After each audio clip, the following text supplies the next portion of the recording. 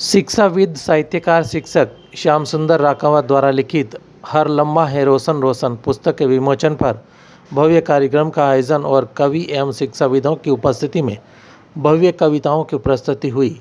ब्यावर के केसरी नंदन गार्डन में आयोजित इस भव्य समारोह में तथा मुख्य अतिथि के रूप में राष्ट्रीय कवि शिव तूफान सीबीओ द्वारा मानव जीवन पर प्रस्तुत कविता तथा श्याम रंजन रावत द्वारा लिखित साहित्य की समीक्षा प्रस्तुत की गई। इस अवसर पर अध्यक्षीय दायित्व को निभाते हुए राष्ट्रीय पुरस्कार से सम्मानित शिक्षाविद प्रधानाचार्य नंदलाल सिंह जोधा बाबरा द्वारा भी साहित्य के क्षेत्र में की गई ब्यावर में पहल को महत्वपूर्ण बताया एवं प्रकृति प्रेम पर विस्तार से चर्चा करते हुए राणावत के लेखनी के बारे में विस्तार से परिचर्चा की। इस अवसर पर विशिष्ट अतिथि के रूप में वरिष्ठ पत्रकार महावीर सिंह चौहान, के शर्मा, ज्योतिषाचार्य प्रधानाचार्य राजेश कुमार चौधरी, साहित्यकार सेवानिवृत्त शिक्षाविद मदन लाल वैष्णव, प्रधानाचार्य करण सिंह राठौड़, प्रधानाचार्य दिनेश कुमार परिहार, रचना शेखावत, बिकम चंद परिहार, प्रधानाचार्य सेंद्रा, सोहनलाल मेघवाल आदि की उपस्थिति के साथ शिक्षा जगत से बाबूलाल कुमावत, प्रभुलाल प्रजापत, बीकाराम, योगेश कुमार टेलर, कवि प्रेम प्रकाश आदि की उपस्थिति में श्याम रंजन रावत ने पुस्तक समीक्षा के बारे में प्रकृति के संबंध में ठेठ ग्रामीण इलाकों में पर्वत, नदी और रात्रिकालीन चांद के बारे में खूबसूरत कविताओं के समीक्षा जो पुस्तक में लिखी गई है बारे में जानकारी दी। कवि की कल्पना के अनुसार चंद्रमा की शादी पर्वत से होती है और बारातियों के साथ में वो रात को आती है। इस अवस्था को खूबसूरत ढंग से प्रस्तुत की। श्याम राकावत की साहित्य की उपलब्धि रही। पूर्व में भी राकावत ने कई प्रकार की कविताएं लिखी हैं। उनके दिल को ये पंच हुए, खामोश खड़ा हूँ युगों से। एक तो उनकी कविता ये थी, एक उनकी कविता उजियारे के आते त्योहार।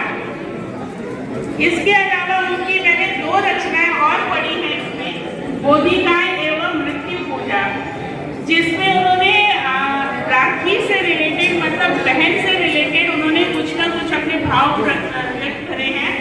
अगर वो यहाँ पर होते तो मैं उनसे जरूर पूछती, क्योंकि उनकी ज्यादातर रचनाओं में मैंने राखी शब्द जरूर पढ़ा है।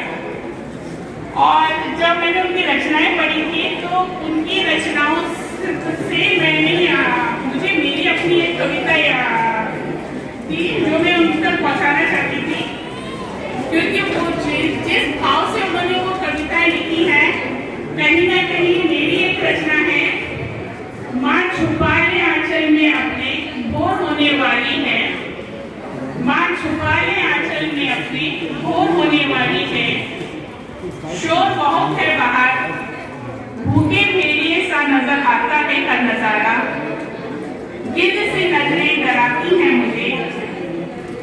गई आसमान कहाँ हो? मैंने मंदिर, मस्जिद, गुरुद्वारे और चर्च के पते पर तुम्हें ढेरों पत्र लिखे, पर डाकिये ने सब पत्र मुझे लौटाते हुए कहा, तुम्हारे भगवान मुझे कहीं नहीं दिखे। डाकिये ने कहा क्या तुम्हारे भगवान का कोई और पता है?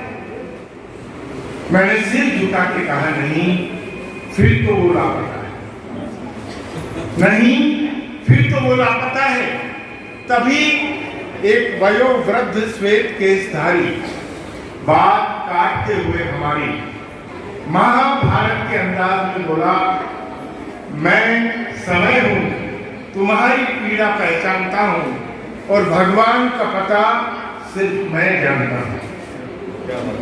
भगवान का पता सिर्फ मैं जानता हूं। यूं तो उनका पता अंतरात्मा के मेल में है, लेकिन आजकल भगवान जेल में है। यूं तो उनका पता अंतरात्मा के मेल में है, लेकिन आजकल भगवान जेल में है।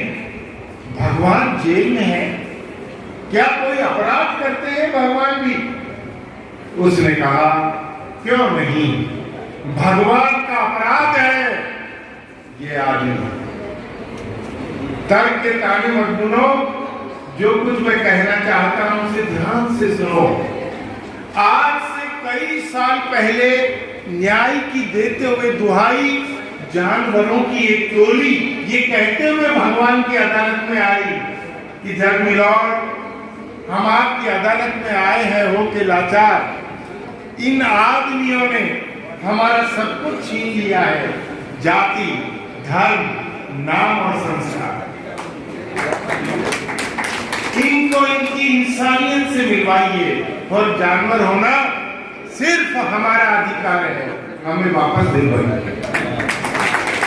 इनको इनकी इंसानियत से मिलवाइए और जानवर होना सिर्फ हमारा अधिकार है, हमें वापस दिलवाइए। जानवर होना सिर्फ हमारा अधिकार है, हमें वापस दिलवाइए।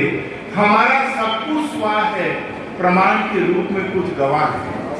अदालत में जानवर क्या गवाहियां रखते हैं, आप रचना का अंदाज देखिएगा कि हमारा सब कुछ स्वार्थ है, प्रमाण के रूप में कुछ गवाह है। तो सबसे पहले अदालत के कटघरे में एक कुत्ता नजर आया और जब अंतिम फैसले की घड़ी आई तो भगवान ने शर्म से सिर झुकाते हुए कहा, सचमुच ये आदमी भरोसे के काबिल नहीं है। इतिहास में नहीं हुआ होगा ऐसा फैसला सुना रहा हूं और आदमी बनाने के अपराध में मैं खुद जेल जा रहा हूं।